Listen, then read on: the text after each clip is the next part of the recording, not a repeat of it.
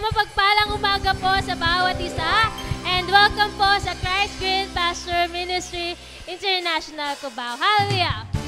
Di po, inaanyahan ko po ang lahat na ibigay po natin yung the best na papuri sa ating Panginoon. Hallelujah!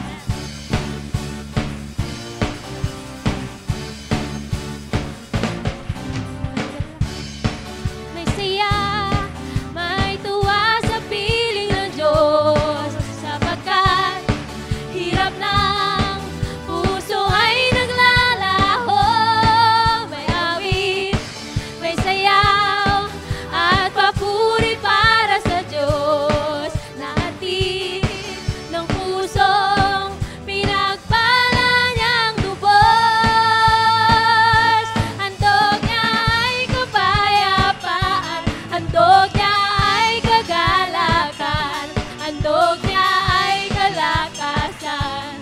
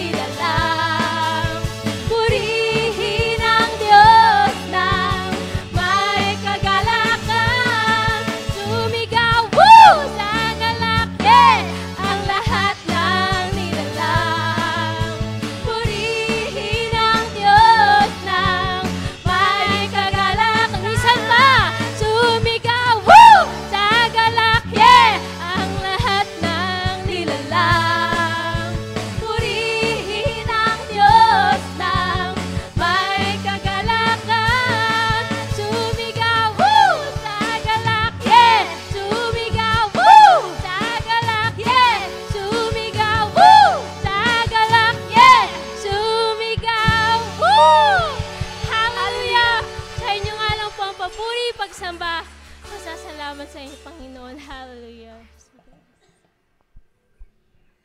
Yes, hallelujah. Panginoon, kami nagpapasalamat sa inyo, God. Napakabuti mo sa bawat isa, Panginoon. Sa piling mo, Panginoon, tunay ngang nararanasan namin ang kaginhawaan, O God, ang kapayapaan, Panginoon. At sa inyo, Lord, tunay ngang walang mahirap sa inyo, Panginoon.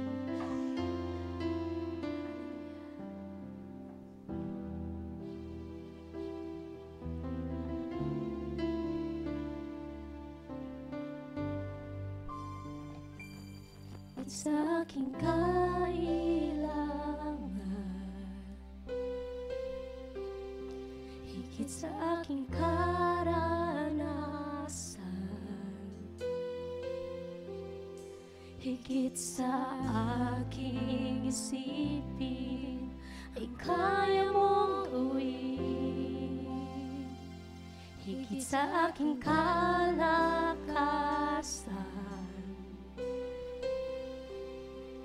ni minsan ay hindi nagkulang. Higit sa aking isipin, ay kaya mong gawin. Bawat araw ko ay hawak mo, di mangangamba sa piling mo. Walang mahirap sa'yo, walang mahirap sa'yo.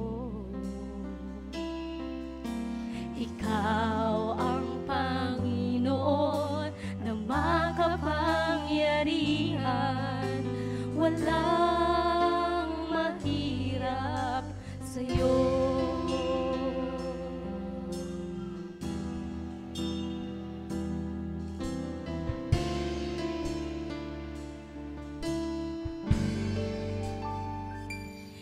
Sa aking kailangan,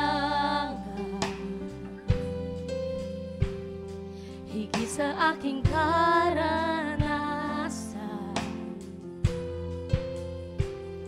higit sa aking isipin, ay kaya mong gawin. Higit sa aking kalakasan,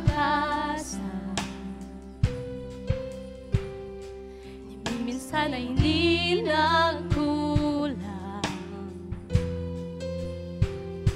Higit sa aking isipin, ay kaya mong gawin. Bawat araw ko ay hawak mo, di mangangamba sa piling mo.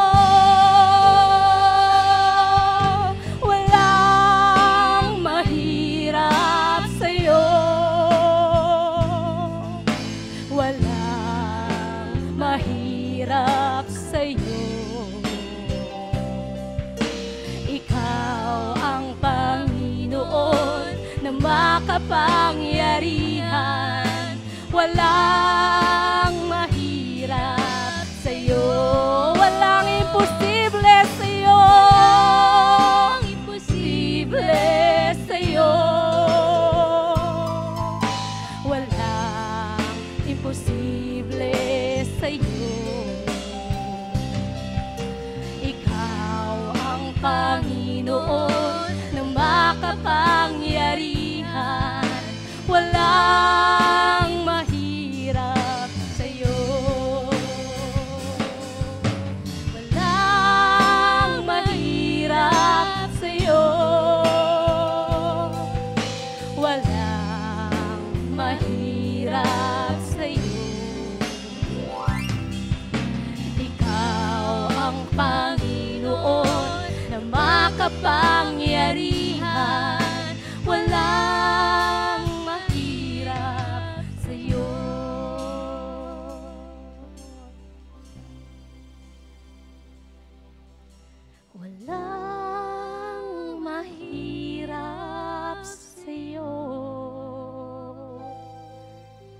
Walang mahirap sa'yo.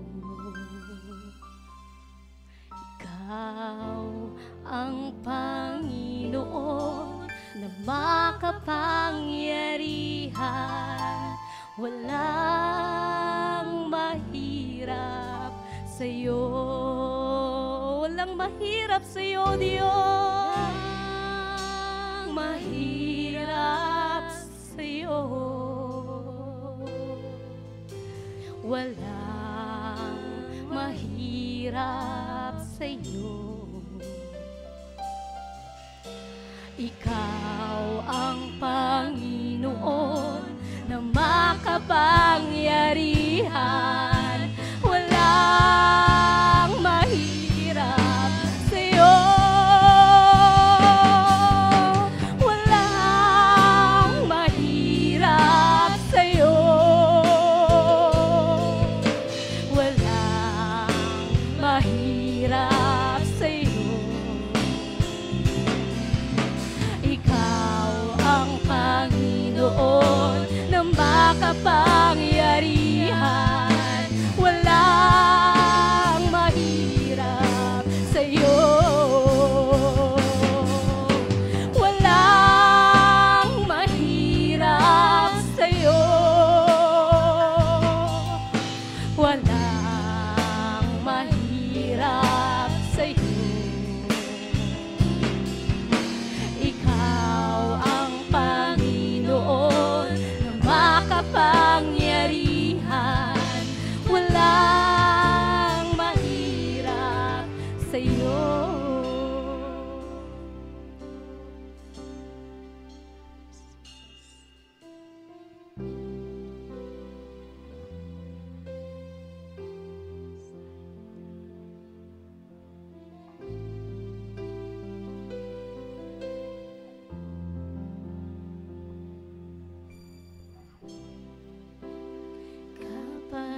Kapayapaan nagmumula sa'yo.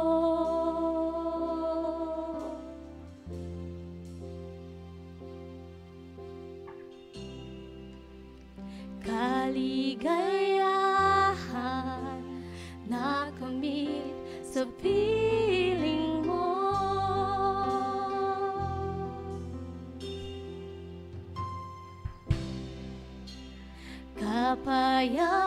Kapayapaan nagmumula sa'yo.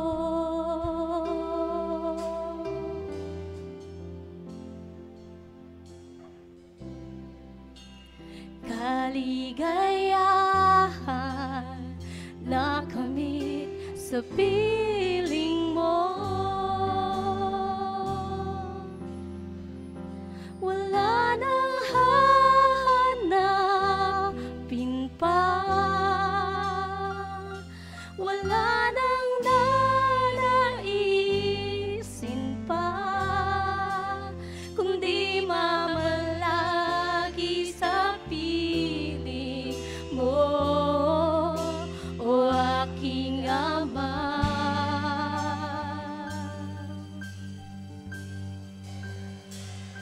Wala nang papantay sa'yo. Nag-iisang Panginoon, kaya ang naisin ang puso ko'y sa piling mo.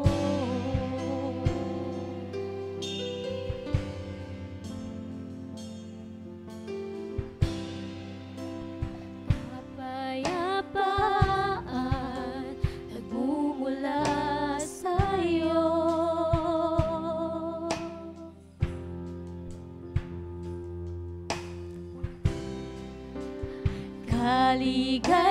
Kaligayahan na kamit sa piling mo. Wala nang hahanapin pa. Wala nang nanaisin pa, kundi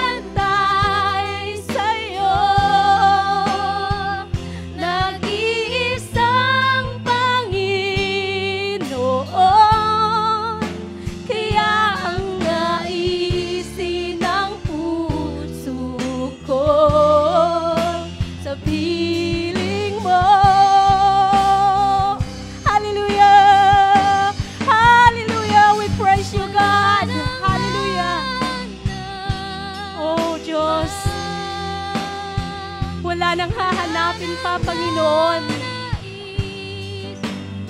Yes, oh Jesus.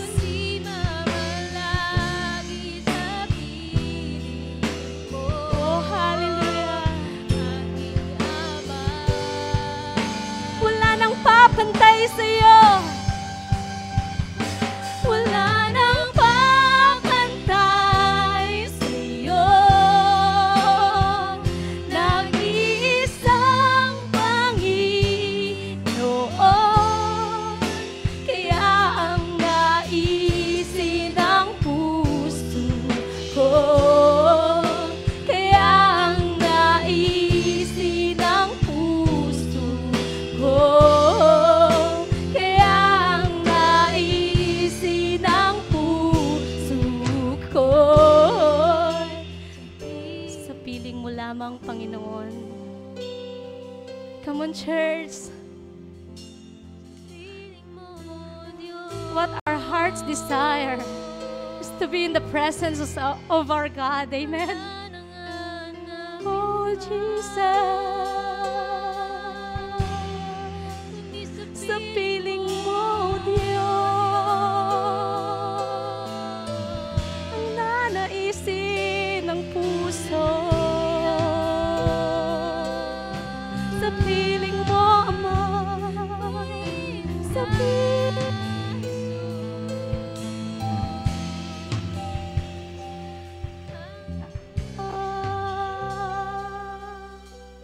Hallelujah. Hallelujah. O Diyos, napakasarap ng inyong pangako, Panginoon, sa bawat isa. Na ang kapayapaan ay nagmumula lamang sa inyo, O Diyos. Na ang tunay na kagalakan ay nanggagaling sa inyo, Panginoon. And nothing in this world, O God, can compare that, Panginoon. Sa inyo lamang nagmumula, Panginoon. At we are so privileged, God, to experience the joy, the peace that comes from you. And we wanted, Lord, to share to everyone, God, how good you are. And how we experience your promises to us, Lord God. Nasan ka namin sa buhay ng bawat isa, Lord Jesus. Nawa mag-work ka sa buhay ng bawat isa, Panginoon. Because you alone, our God, is our true joy and peace. Nothing else, Lord, na mararanasan namin sa mundong ito. Sa inyo lamang nanggagaling ang lahat ng iyan, Panginoon. Thank you so much, oh God. Thank you so much for your goodness, your faithfulness. And Lord, thank you so much, Lord, for the peace and joy that you always give us to us, Panginoon. Thank you so much, dear Lord. Salamat, salamat, Panginoon. Sa inyo po namin, Lord, ibinabalik po ang lahat ng kagalakan, kapayapaan na narito sa aming mga puso't isipan. In Jesus' name we pray. And everybody says, Amen and Amen. Hallelujah.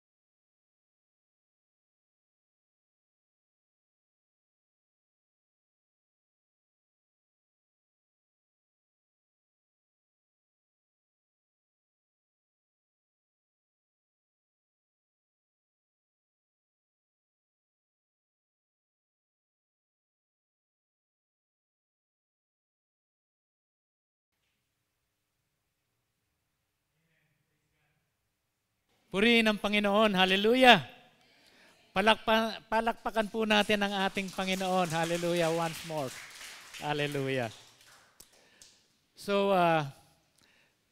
This is the day that the Lord has made sa atin, sa bawat isa sa atin. At papasalamat po tayo sa ating Panginoon sapagkat every Sunday po ay nararanasan po natin yung pagkilos ng Panginoon sa buhay po natin dahilan sa nandito po tayo, present po tayo sa ating gawain dito sa iglesia. Magandang umaga sa lahat at magandang umaga rin yung nanonood sa live streaming ng Facebook page ng Christ Green Pasture Ministry International. So, sa pagkakataong ito ay ang mensahe po ng ating Panginoon ay walang iba po kundi ito pong occupying the days na nasa Luke chapter 21 verse 37 to 38. So inaanyayahan ko po ang bawat isa na tumayo po tayo in reverence sa pagbasa ng salita ng Panginoon. Dalawang verse lang naman po ito. Amen. Ang sabi dito, each day, Jesus was teaching at the temple, and each evening, he went out to spend the night on the hill called the Mount of Olives. And all the people came early in the morning to hear him at the temple. Manalangin po tayo. Panginoon, maraming salamat sa araw na ito. Patuloy po, Panginoon, na makita namin ang iyong presensya sa aming kalagitnaan. Banal na Espiritu, tulungan niyo kami na mag-grasp namin ang kahulugan ng inyong banal na salita at patuloy po, Panginoon, na bigyan niyo kami ng malinaw na isip at ang bukas na puso upang ang inyong salita ay aming matanggap. Maraming salamat sa inyo ang lahat ng papuri sa makapangyarihan at banal na pangalan ng aming Panginoong Jesucristo. Ang lahat po ay magsasabi ng Amen and Amen. Maraming salamat po. Tayo po ay makakaupo na. Amen. Occupying the days. Okay. Ito po yung tema ng ating iglesia within the year. Occupying till He comes. Ngunit, itong passage po natin, walang iba po ito kundi yung daily ministry ng ating Panginoong Jesucristo. But then, bago ito mangyari, bago ito sinabi ni Luke, okay, yung ating Panginoong Jesucristo, before these verses na ito, ay pinaliwanag ng ating Panginoong Jesucristo regarding the end times. Pinaliwanag niya yung lahat ng mga bagay na makikita sa end times. Ngunit, sa pagkakataong ito ay medyo magbibigay ako ng ibang emphasis na medyo pupunta tayo sa direksyon ng ating pangangaral. Okay. So, tayo pong lahat ay nagpapasalamat sa ating Panginoon sapagkat ang ating bansa po ay hindi nalilimutan ng ating Panginoon. Kung i-compare po natin yung bansa natin sa ating mga kapitbahay dito sa Asia, ay hindi naman po napag-iiwanan yung ating bansa. Amen ba? Ang ating bansa po ay patuloy rin po na pinoprosper ng ating Panginoon Diyos. And God is not withholding His promise dito sa ating bansa. Bakit? Kasi dito po sa ating bansa, hindi lang naman po 100, 1,000, 1,000,000 ang mga mananampalataya. Marami pong mananampalataya dito sa ating bansa na patuloy na dumudulog sa Kanya, nananalangin sa ating bansa para ang ating Panginoon Diyos ay kikilos dito sa ating bansa at makamit natin yung talagang tinatawag na economic prosperity. Napakabuti po ng ating Panginoon. Ngunit, tingnan po natin ang isang sitwasyon na kung saan mayroong pagbagal. Mahirap po sa atin yun, laging tayo po ay stationary na lamang. Okay. Ang isang bagay na hindi pleasing at hindi pleasing sa inyo at maging kanino man ay yung sitwasyon kung halimbawa makita po natin ito. itong traffic congestion.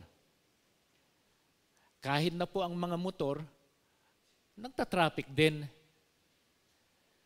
Bakit ko po ipinapakita ito sa inyo? Sapagkat ang ating presidente po, medyo tingnan muna po natin kung ano yung mga recent na balita. Ang ating presidente po ay humingi ng tulong doon sa kanyang mga gabinete. Magbigay kayo ng mga rekomendasyon upang itong problema natin na traffic congestion ay mabigyan ng solusyon. So, ang Pangulo na ang humihingi ng recommendation doon sa kanyang mga gabinete. Bakit po? Kasi pag ganito po ang sitwasyon, ano po ang nangyayari? Mabagal po ang pag-usad ng production. Ang productivity po ay nare-reduce. At ang loss, according doon sa report, ang loss per day ng economy natin ay 2.5 billion pesos. Pag araw-araw po ganito ang mangyayari sa ating mga roads dito sa ating bansa. Bakit po?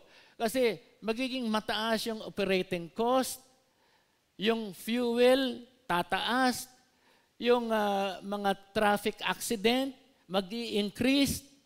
Ano pa ba ang mga appointment na kinakailangan on time ay hindi nagaganap at nadidelay yung mga progress ng mga businesses. So, maraming bagay po ang nangyayari.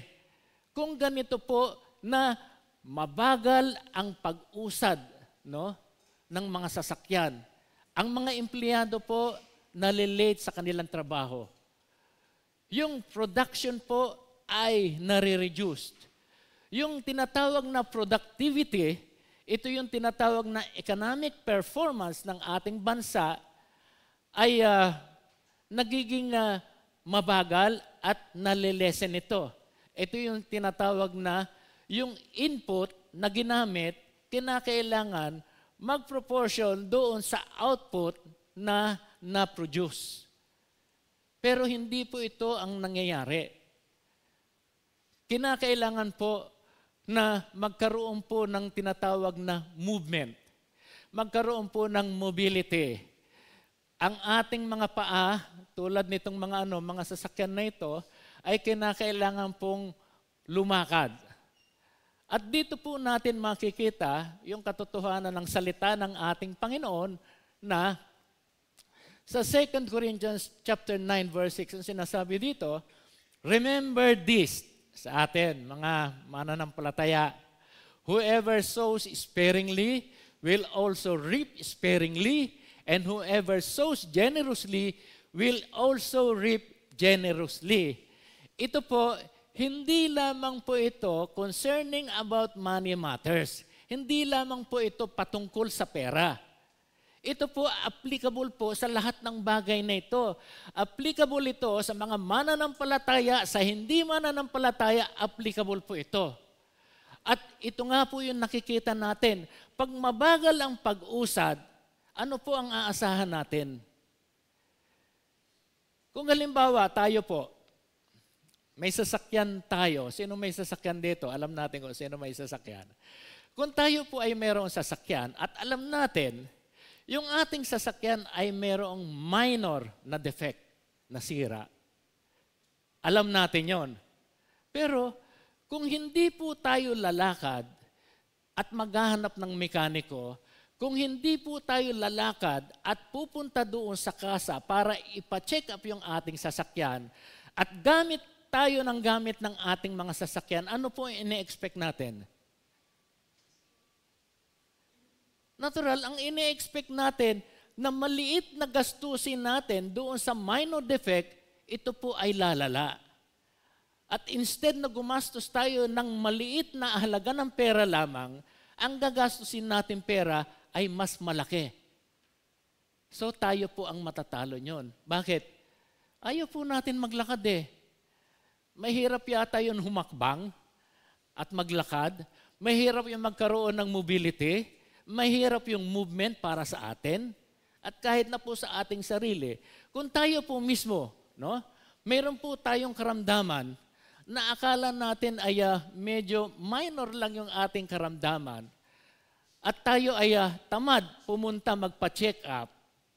Mayroon naman po tayong pera, pampa-check up. Magkano? 500, 800. Lalakad lang tayong ganon. Minsan may sasakyan pa nga eh. So sasakay tayo ng ganon, lalakad tayo, yun lang ang gagawin natin para magpa-check up. Hindi pa natin magawa. Ano po ang nangyayari? Akala natin malakas pa tayo. Pero dumarating ang time na hindi natin alam, may komplikasyon pala yung ating nararamdaman. Instead na magbabayad lang tayo ng consultation na 800 at bibili ng gamot, nagiging major pa ang sakit natin. Bakit ko po sinasabi ito? Sapagkat mahalaga po sa atin yung kumikilos po tayo. Sa kapanahunan natin ngayon, sa atin mga mananampalataya, maging busy po tayo. Okay, maraming paraan na nagiging busy po tayo. But then, let us be busy, let us occupy the days para sa ating Panginoon.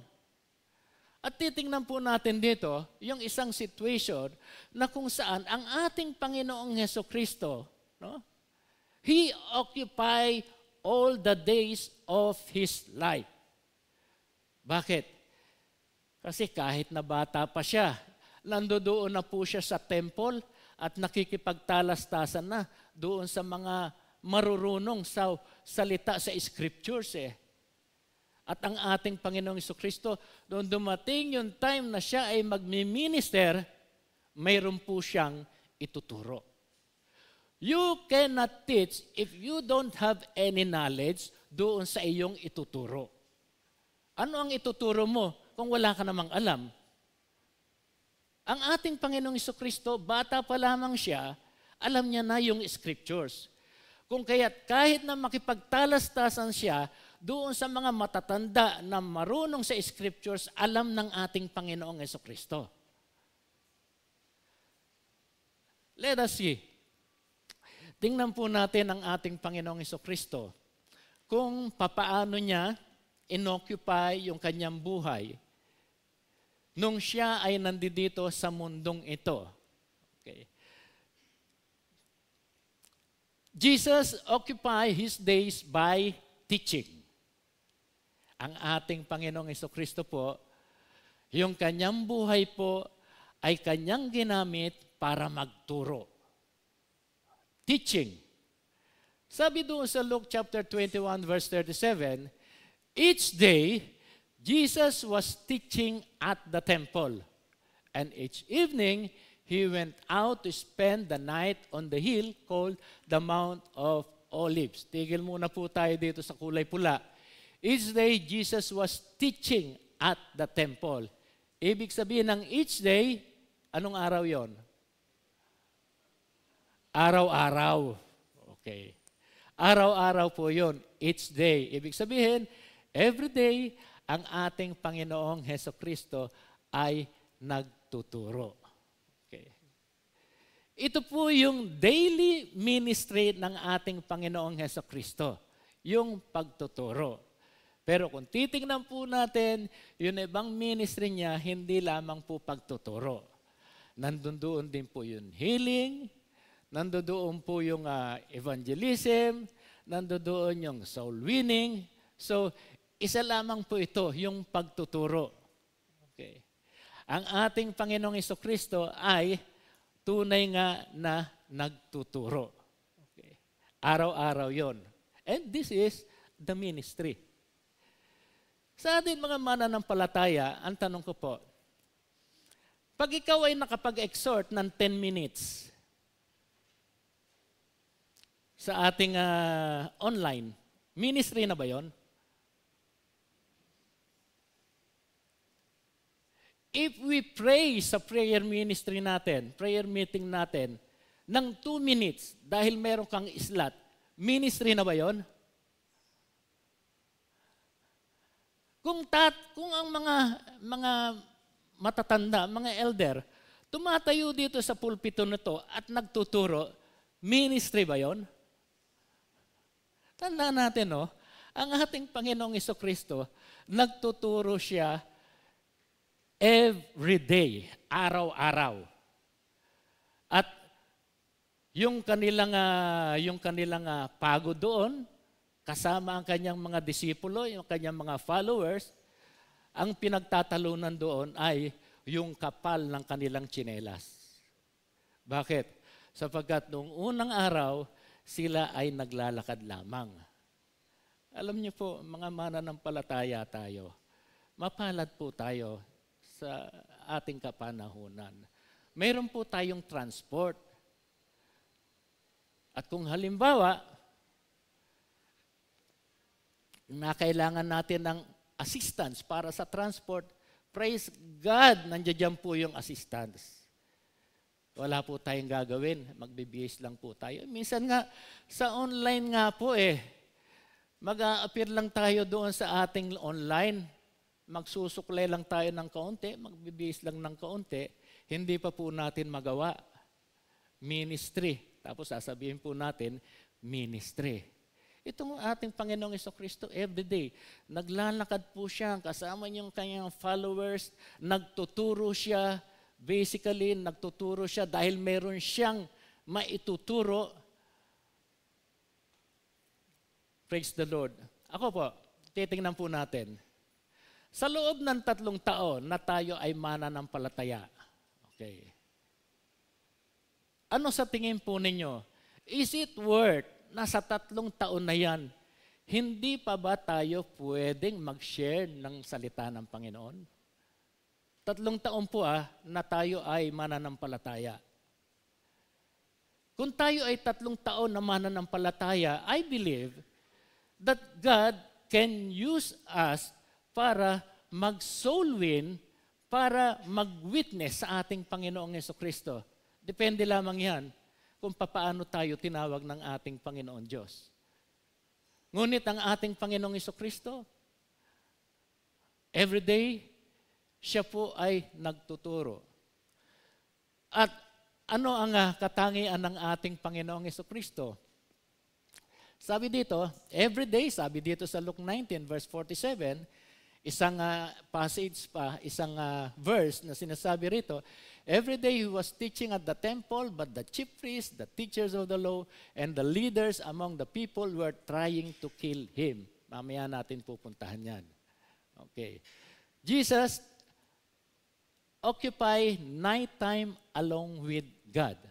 Pero kung titignan po natin, ang ating Panginoong Jesucristo po, nagtuturo po siya sa dahilang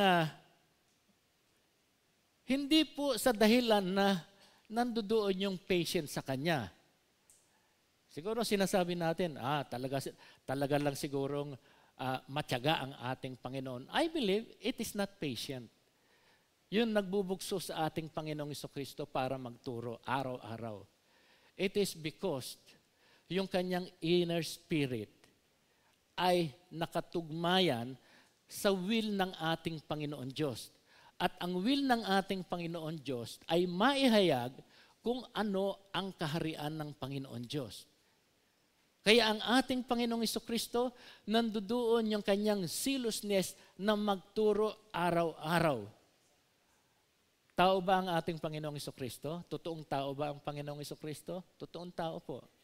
So, Jesus Christ is teaching.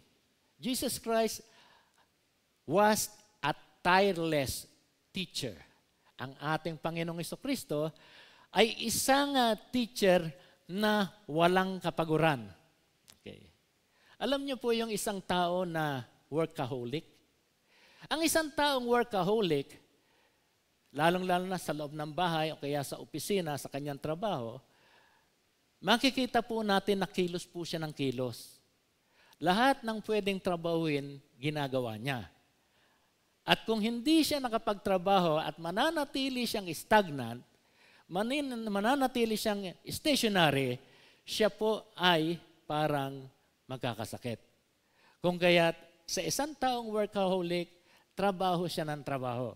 Kilos siya ng kilos. Pero, ang ating Panginoong Jesucristo ay tunay din na tao. He was a tireless teacher ngunit siya ay napapagod din.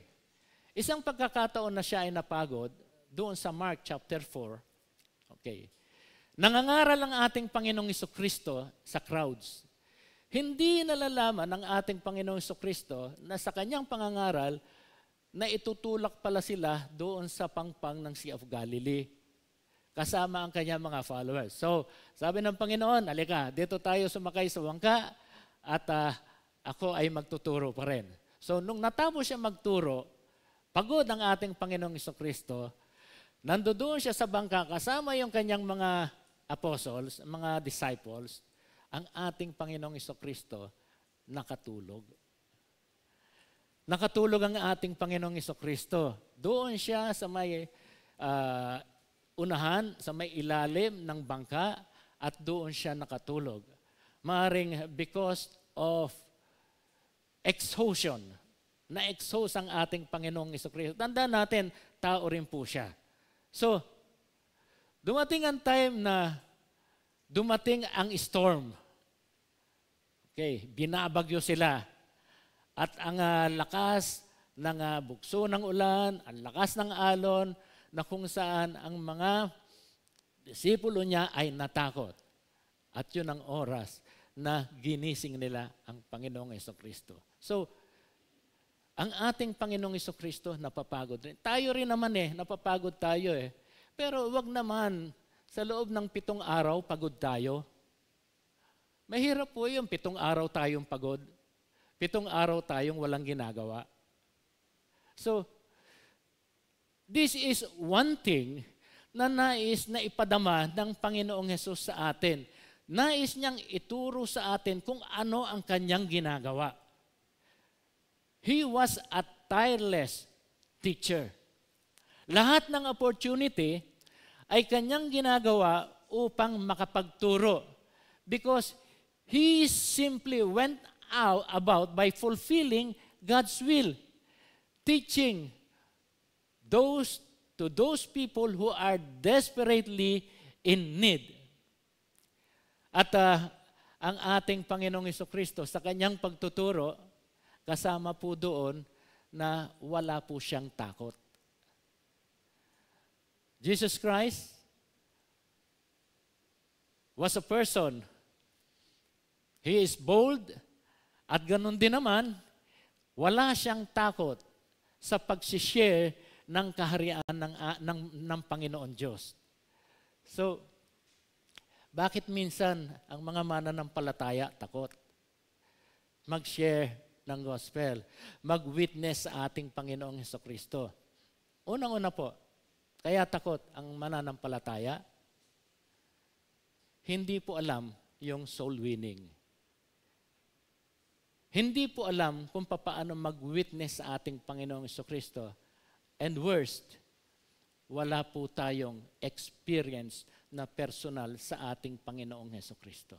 Alam niyo po, pag tayo po ay mayroong personal na experience sa ating Panginoong Jesucristo, ano man, sino man ang ating makakausap, pwede po natin i-share ito .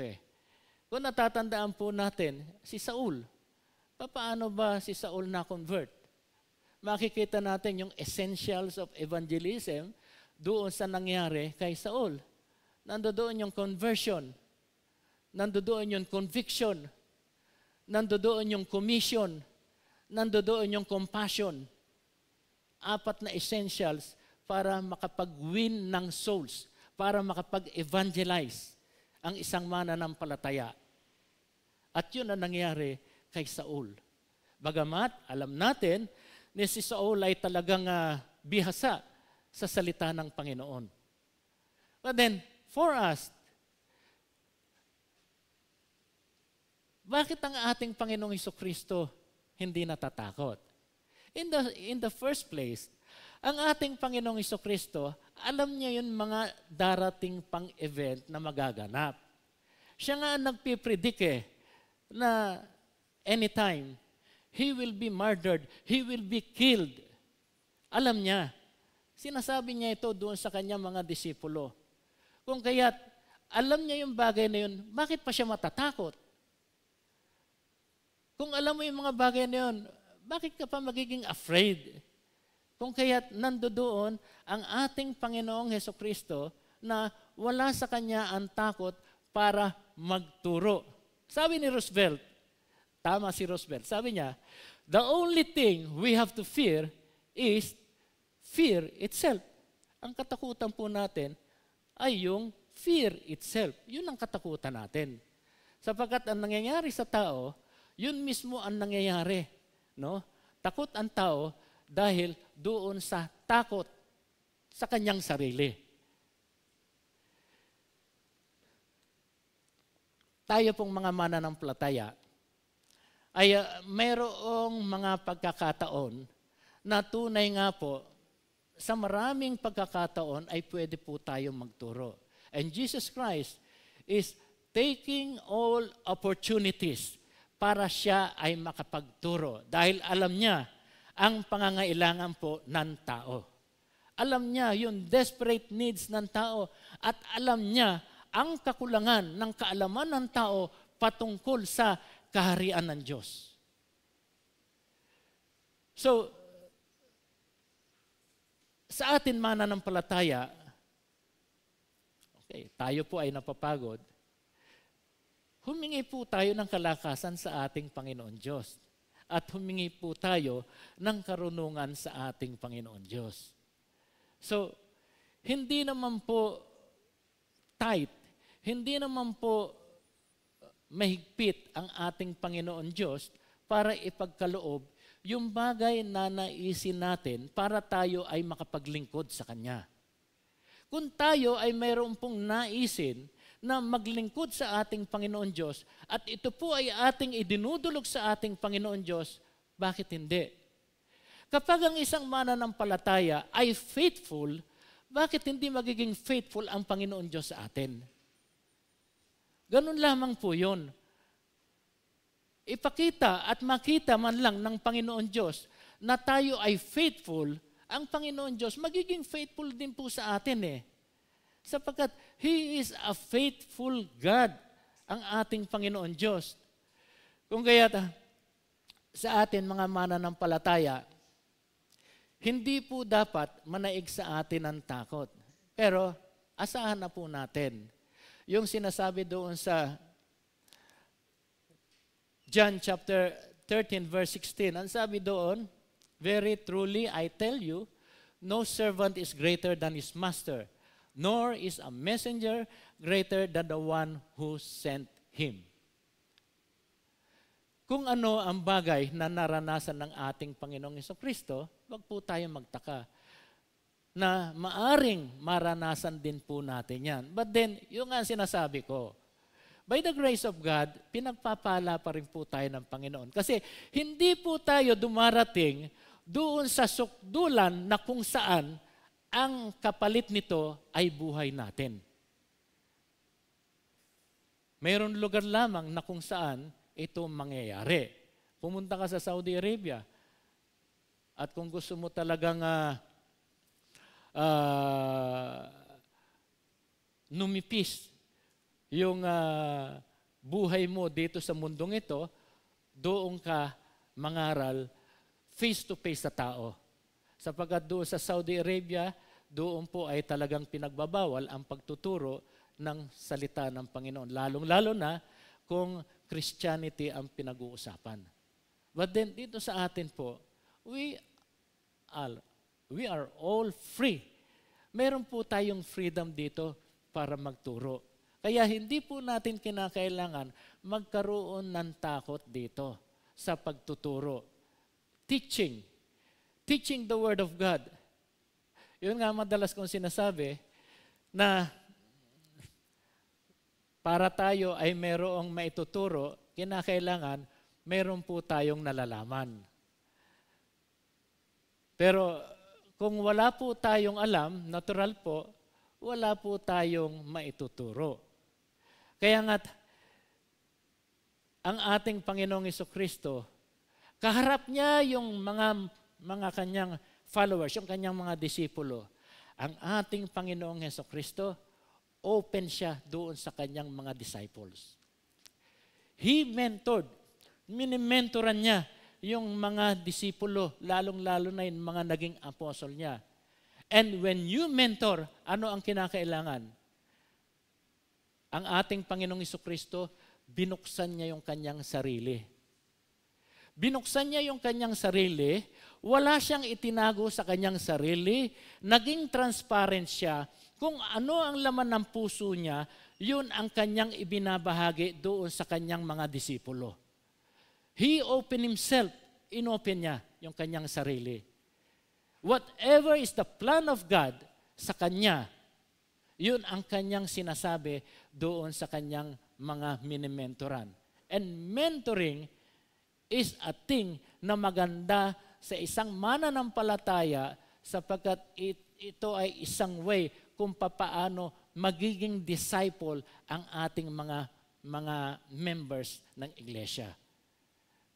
Mentoring.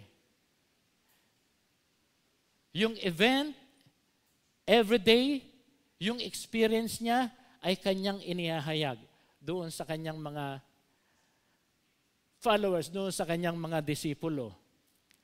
And really, the Lord Jesus Christ is wala po siyang takot doon sa kanyang ginagawang pagtuturo ng kaharian ng Panginoon Diyos. So, Jesus was a faithful teacher, ever meeting the needs of the people. Faithful ang ating Panginoong Jesucristo, sapagkat ang ating Panginoong Jesucristo, consistent po siya doon sa plan, doon sa kanyang decision, at doon sa kanyang mga gagawin. He is very consistent. He is faithful doon sa kanyang pagtuturo because he wanted na yung mga tao na ang tingin niya ay parang mga ligaw na tupa ay kinakailangan ma-feed, maturuan at mapakain ng salita ng Diyos. The kingdom of God should be within their heart. Yun ang naisin ng ating Panginoong Jesucristo. That's why, itong ating Panginoong Jesucristo ay talagang yung kanyang oras ay kanyang ginugugol sa pagtuturo at sa pagtuturo lamang. Araw-araw, siya ay nagtuturo at nagtuturo ng salita ng Panginoon. Jesus was a faithful teacher. Alam niyo po, ang isang problema during those times, kung kaya't nawiwin ng ating Panginoong Jesucristo yun, mga tao, sapagkat yung kanyang tinuturo ay tumatama sa kanilang mga puso. Sapagkat never na narinig nila sa mga religious leaders, sa mga religionist, yung ganong klaseng pagtuturo na inihahayag ng ating Panginoong Jesucristo. Doon sa mga Pariseo, doon sa mga religious leaders, hindi nila narinig yung ganong klaseng pagtuturo na dinidisclose ng Panginoon sa kanila. Kung kaya't ang bawat isa ay namamangha doon sa kakaibang klase ng turo ng ating Panginoong Jesucristo. And really, in his times, he never wasted time. Sa lahat ng pagkakataon, siya po ay nagtuturo. Yun po ang problema noong una eh. Yung mga religionist, wala silang ibang tinuturo kundi mga tradisyon. Okay. Tradisyon na kanilang ginagawa para lamang masunod yung mga lumang bagay na nakagawian ng mga kanilang mga ninuno. Ngunit, kung hindi dumating ang ating Panginoong Jesucristo, baka siguro, puro tradition din ang ating matutunan. Kasi ganun po yun eh. yung dissemination of knowledge, yung learning po, ay nagpapasalin-salin lamang. Kung kaya't isang bagay na napakaganda dahil ang ating Panginoong Jesucristo binigyan ng kakaibang meaning, no? Yung patungkol sa kalooban ng Panginoon Diyos para maunawaan ito ng mga tao.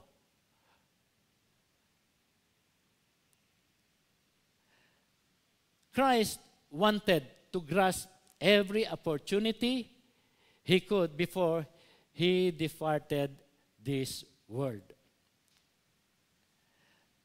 Jesus Christ was a teacher of conviction. He was a tireless teacher. He was a fearless teacher. He was a faithful teacher. And he is a teacher of conviction. Alam niyo po yung conviction na nangyari sa ating Panginoong Jesucristo. Nakita niya, yung temple ay binalahura. Okay. Ibig ko sabihin, there was corruption in the temple. It was abused, it was misused, and it was used for commercialism, yung temple. Doon nga po nagalit ang Panginoong Jesucristo eh. Because para sa Kanya, yung temple is the house of prayer for God.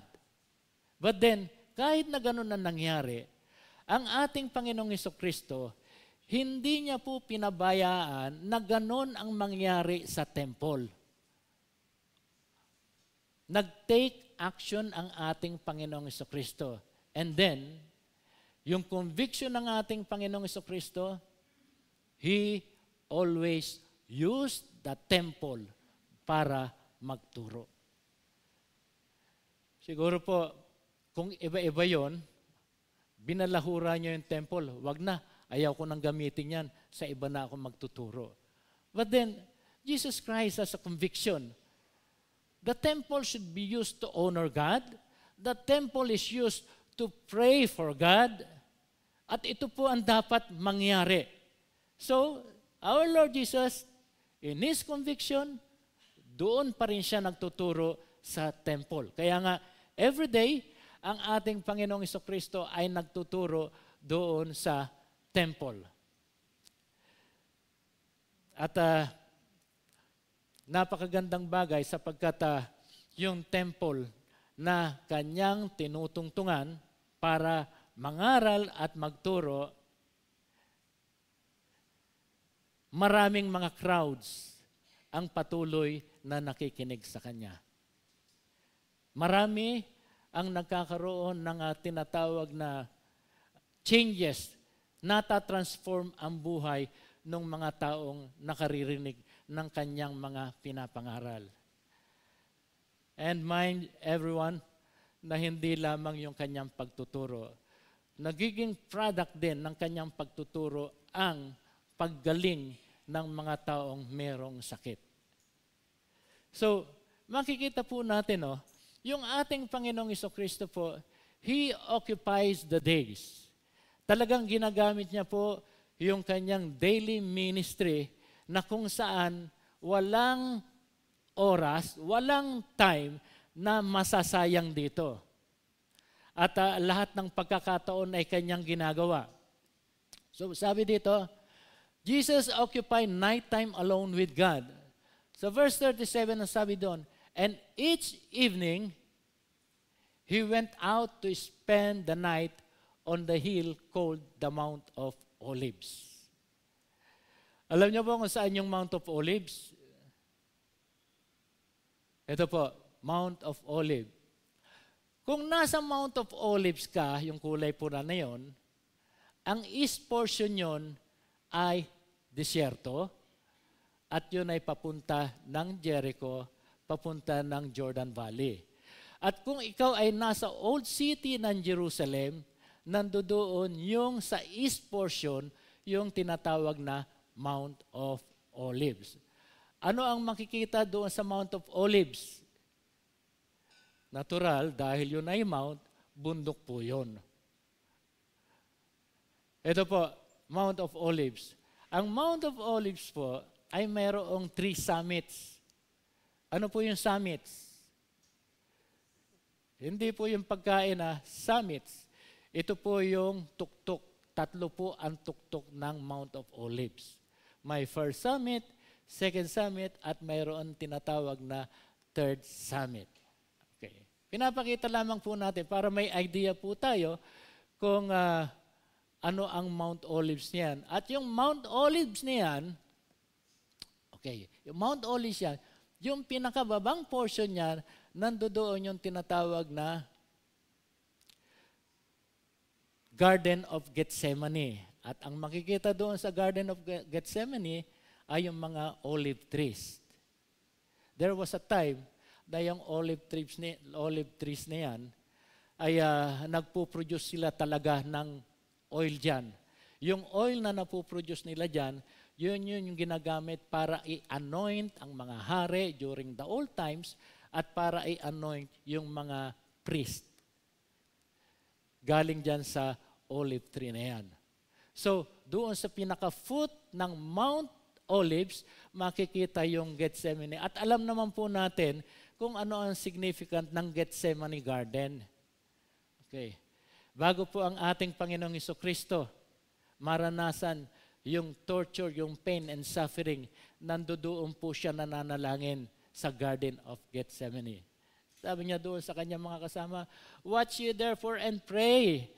Kaya nga kayo ay minsan natutukso at nag-yield sa temptation dahil hindi kayo nagiging mapagmasid at hindi kayo nananalangin.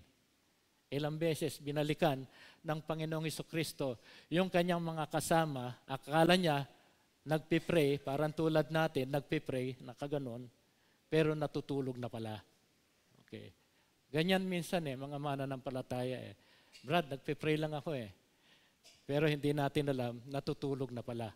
Okay. So,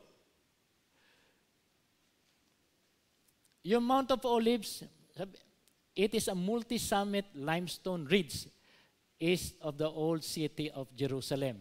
Okay. Ngayon, ano ang ginagawa ng ating Panginoon Jesucristo doon sa every night? Each evening as he went out to spend the night on the hill called the Mount of Olives. Jesus occupied nighttime alone with God. Doon siya pumupunta para makaniig niya ang Diyos Ama sa langit. Okay. Ito po ang importante na dapat natin makita kung bakit po siya nandoon at nagde-devotion ng gusto. Doon sa kanyang pananalangin, during the night, pinapanalangin niya yung final preparation ng kanyang mga disciples. At ganun din naman, pinagpipray niya yung kanyang own final hours dito sa lupang ito. So, kinakailangan ng ating Panginoong Jesucristo na magkaroon siya ng strength na galing sa Diyos Ama sa langit. Upang sa ganon ay maipanalangin niya yung kanyang iiwanang mga disipulo. Sapagkat alam ng Panginoong Jesucristo kung ano ang sasapitin ng kanyang mga disipulo. Jesus Christ is praying hard for His disciples. And Jesus Christ is also praying hard para sa kanyang sarili dahil meron siyang inaasahan na suffering na ma-experience. So, ito po yung bagay na ginagawa ng ating Panginoong Jesucristo on the night, every night, nandoon siya nananalangin to make maximum use of time in teaching the disciples. Gusto niyang humingi ng strength para magkaroon pa siya, para ma-extend pa, para ma-maximize pa yung kanyang oras sa pagtuturo niya doon sa kanyang mga disipulo. Tingnan natin yung pag-ibig ng Panginoon doon sa kanyang mga iniwanan. Okay. na ayaw ng ating Panginoon Hesukristo na pag nawala na siya dito sa mundong ito, sige, bahala na kayo sa sarili nyo. Hindi po. Piniprepare ng ating Panginoong Hesukristo yung kanyang mga disciples. At ganun din, Jesus Christ is also having His own heart to be prepared doon sa maximum. Piniprepare ng ating Panginoong Hesukristo yung kanyang puso at a maximum extent dahil alam ng ating Panginoong Hesukristo kung ano ang mangyayari sa Kanya. He wanted God's presence, He wanted God's wisdom, and He wanted God's strength na mapa sa Kanya. Kung kaya't every night, nandoon siya sa Mount of Olives, nananalangin sa ating Panginoon Diyos, sa ating Diyos Ama sa langit.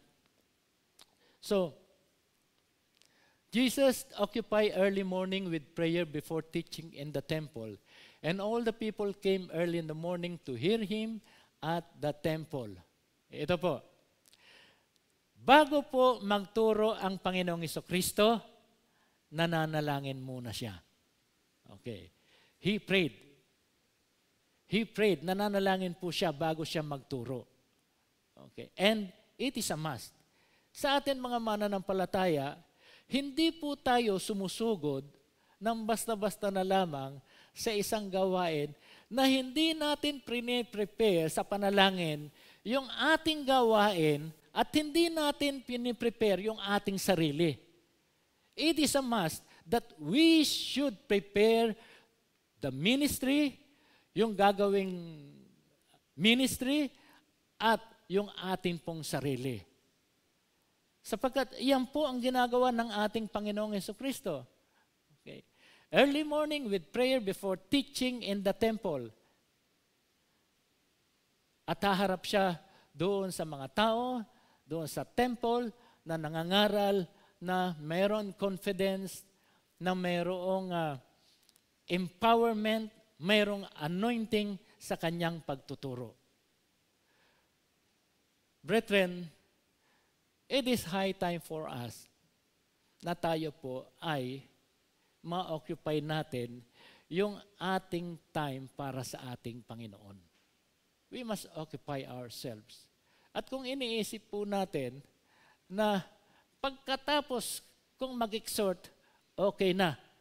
Nandoon na ako, magre-relax na ako, mag-i-enjoy na ako, tapos na ako eh. Nag-exhort na ako eh. Okay. Kung nagtuturo dito sa pulpito, praise God, tapos na ako magturo, okay na. Ano ba ang mga gagawin ko? Magre-relax na lang ako, manonood ako ng TV. So, praise God. Ganun ba ang ministry na alam po natin? Ibahin po natin yung ministry. Kung yun po ang pagkaalam natin ng ministry natin sa ating Panginoon, ibahin po natin yung ministry na dapat po nating gawin according dito sa passage, dito sa tinuturo ng ating Panginoong Hesukristo. In conclusion, occupy ourselves all the days like what Jesus did as a proven of life committed to God. Ang tanong, are we ready? Tayo po ba ay gagamitin natin yung ating oras, yung ating time until the coming of the Lord Jesus Christ? Tandaan po natin, we are still in the time of preparation. Tayo po ay nagpiprepare po, hindi lamang po ng ating sarili. Nagpiprepare po tayo para habang tayo ay buhay dito, ay marami po tayong mahatak. Ang number one na hatakin po natin, yung ating mga kamag-anak, yung ating mga kapatid, yung ating mga relatives, na even though na sinasabi natin sila ang mas mahirap na hatakin sa Panginoon, walang hirap-hirap yan kung ito ay idinudulog natin sa ating Panginoon. Walang mahirap, walang imposible sa ating Panginoon. Everything is possible to those who believe in God. Ang kailangan lang po natin, pagtitiwala sa ating Panginoon Diyos. Manalangin po tayo. Panginoon, maraming salamat sa oras na ito. At patuloy po, Panginoon, na ipinadama mo sa amin, Panginoon, ang kahalagahan that we, as Christian believers of Father God, that we must redeem our time, Lord God. Panginoon, tulungan niyo kami na ma-equip kami, Panginoon, ng iyong salita. Through the profound wisdom na nanggagaling sa inyo, na ipagkakaloob niyo po sa amin. Panginoon, tulungan niyo po, Panginoon, kami bilang maging isang Christian dynamic po sa lahat ng pagkakataon, sa lahat ng oras ng aming buhay po, Panginoon. Tulungan mo po kami na maihakbang namin ang aming mga paa at